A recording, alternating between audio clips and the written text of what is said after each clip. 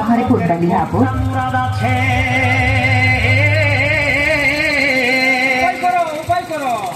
ঘরে নাই ছাগল ভেড়ি বিকে করব টাকা করি টানের দিনে দিনে কেবা দিচ্ছে মহাজনকে খুঁজতে গেলে এ ভাই মহাজনকে খুঁজতে গেলে চোখ কান দিয়ে দিচ্ছে বলে চল দিদি ওই মহালের ক্ষেতটা লেখে